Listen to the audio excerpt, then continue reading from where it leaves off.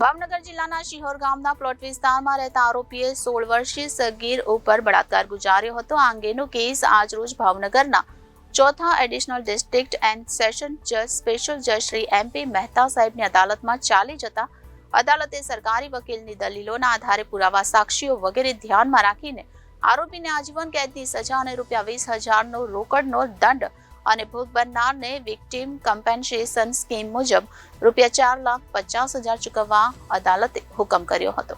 પ્રાપ્ત વિગતો મુજબ આ કામનો આરોપી મુકેશભાઈ હરિભાઈ મકવાણા, ઉંમર વર્ષ 40, જે રહે રામનગર, પ્લોટ વિસ્તાર શિહોર, મૂળ જહે હિમખીબડી ઢોર વિસ્તાર, ધારી તુલસીધામ રોડ, જિલ્લો અમરેલી વાળો ફરિયાદીનો બીજો પતિ હોય. શિહોર મુકામે મજૂરી કરવા આવ્યો. ત્યાં ફરિયાદીના પ્રથમ પતિ દ્વારા થયેલ સગીર પુત્રી શિહોર મુકામે રસોઈ કરવા માટે 1/4/2019 રોજ તેડી લાવ્યા હતા.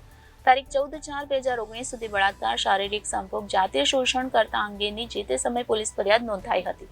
આ અંગેનો કેસ ભાવનગરના ચોથા એડિશનલ ડિસ્ટ્રિક્ટ એન્ડ સેશન જજ પોક્સો સ્પેશિયલ જજ MP મહેતા સાહેબની અદાલતમાં ચાલી જતા સરકારી વકીલ વિજયભાઈ માંડલિયા અને CM પરમારને અસરકારક દલીલો, આધાર પુરાવા, સાક્ષીઓ વગેરેને ધ્યાનમાં રાખી અદાલતે આરોપી મુકેશભાઈ હરિભાઈ મકવાણા સામે જાતીય ગુનાઓથી બાળકોના રક્ષણ બાબત અધિનિયમની કલમ 6 હેઠળ આજીવન કેદની સજા અને રોકડ ₹20,000નો દંડ ફટકાર્યો છે અને દંડ ન ભરે તો વધુ 2 વર્ષની સજા ફટકારી છે. તેમજ ભોગ બનનારને વિક્ટિમ કમ્પેન્સેશન સ્કીમ મુજબ ₹4,50,000 ચૂકવવાની ભલામણ કરવામાં આવી છે.